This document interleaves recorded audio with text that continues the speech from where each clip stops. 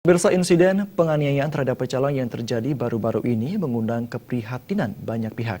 Meminimalkan risiko kerja, kedepannya pecalang harus meningkatkan kemampuan dalam manajemen konflik dan melindungi payung hukum definitif yang mengatur hak dan kewajiban pecalang serta sanksi terhadap pelanggaran. Selain itu, peraturan terkait Hari Raya Nyepi harus gencar disosialisasikan kepada umat Hindu dan umat beragama lainnya di Bali melalui Forum Kerukunan Umat Beragama FKUB.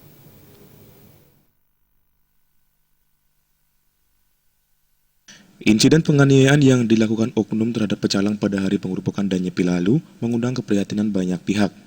Menurut pengamat sosial Ngurah Ambare, meminimalkan risiko kerja, pecalang kedepannya harus dibekali kemampuan manajemen konflik yang baik sehingga mampu menyelesaikan konflik secara damai dan tidak menimbulkan efek ikutan.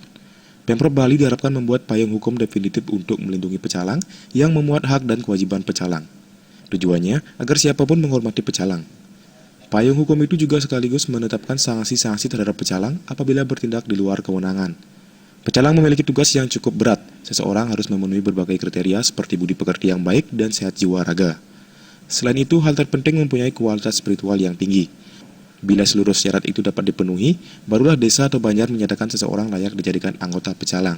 Tidak lupa hal terpenting adalah pihak kepolisian kedepannya harus memberikan pendidikan dan pelatihan mengenai pengelolaan keamanan dengan baik kepada pecalang sebagai tenaga pengamanan tradisional Bali. Diakui pula regenerasi pecalang terancam dewasa ini, karena generasi muda sulit meluangkan waktu untuk ngayah sebagai pecalang. Sifat pecalang itu sudah tadi disampaikan bahwa sifatnya orang-orang yang dipilih atas dasar bakti, kedua mempunyai budi pekerti, mental dan spiritual yang tinggi, dan sifatnya adalah ngayah. Tentu ini adalah pekerjaan sangat mulia.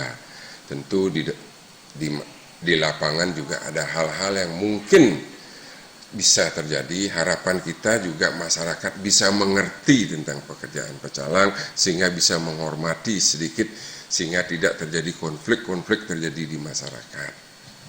Ya, kepada masyarakat Bali tentu di Hari Raya Nyepi seperti sudah dilakukan catur berata penyepian. Kenapa kita melakukan catur berata penyepian?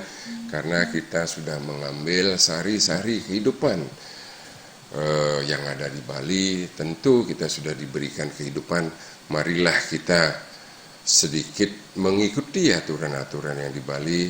Jangan sampai kita berkeyakinan yang terlalu fanatik sehingga menyebabkan kita meninggalkan persatuan dan kesatuan kita.